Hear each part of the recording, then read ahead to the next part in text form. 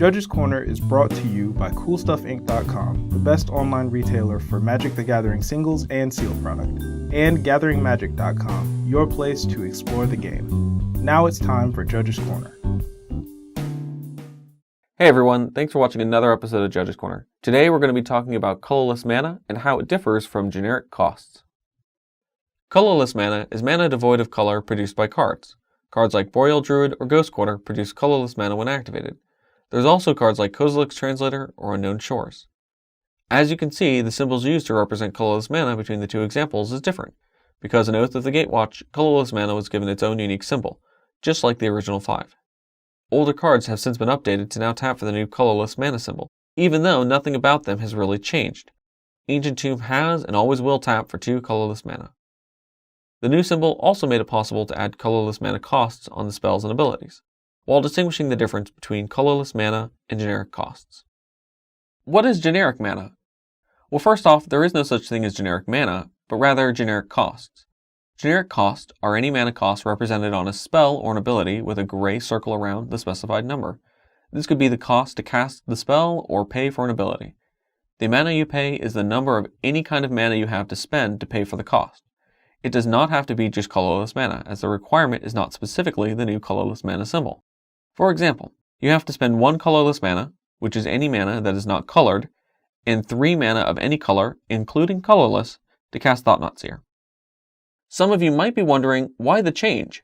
This might be a little confusing, and it's always been this way before, but it hasn't.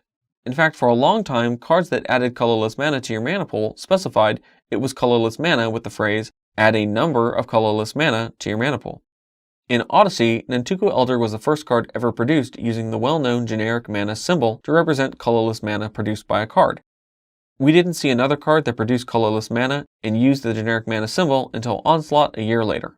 Right off the bat, you can see how confusing this might be for new players to see that colorless mana is represented by one symbol that shares 2 entirely different meanings. Now, colorless mana is colorless mana. Generic costs are generic costs, and each have their own distinct symbol. The only confusion I frequently encounter now with players is in regards to older cards that haven't received a recent printing with the new symbol. Just remember that if something produces mana and that mana doesn't have a color, then the mana is colorless. Now to answer specific questions. Can cards like Birds of Paradise or Mana Confluence produce colorless mana? No, because it states that it produces mana of any color, and colorless mana is not a color. But cards like Reflecting Pool can add colorless mana, because it says it can produce mana of any type that land you control could produce. But its sibling land, Exotic Orchard, cannot produce colorless mana, since it states mana of any color. Stuff like this can be confusing, but you'll find the answer to most of these questions just by reading the cards carefully. What about cost increases, reductions, or cost-setting effects, like Thalia, Eye of Ugin, or Trinisphere? Those all affect generic mana costs, and can be paid for with colorless mana or colored mana. Sorry, but no turn 2 Thought-Knot Seer off of Urborg and Eye. Finally, the last interaction I'd like to point out regarding colorless mana involves Worldbreaker and Eldrazi Temple. A few players might believe that with just an Eldrazi Temple and 1 other mana, you can bring back Worldbreaker by tapping the Eldrazi Temple for 2 mana spent only on Eldrazi spells or abilities to pay the cost of the creature in the graveyard. However, those who believe that would be mistaken.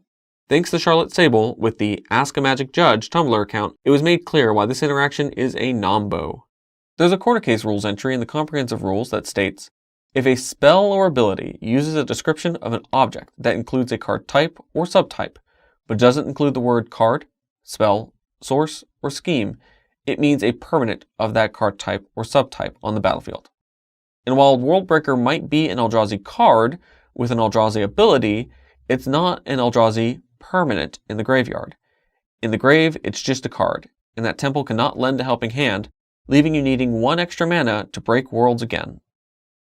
So that's it for our episode on colorless mana. Hopefully you learned quite a bit. If you have any questions about this episode or any other questions in general, you can always send us an email at judgescorner@gatheringmagic.com or leave a comment below, and myself or someone else will be happy to get back to you. Until next time, make sure to shuffle thoroughly, play at a reasonable pace, and have fun.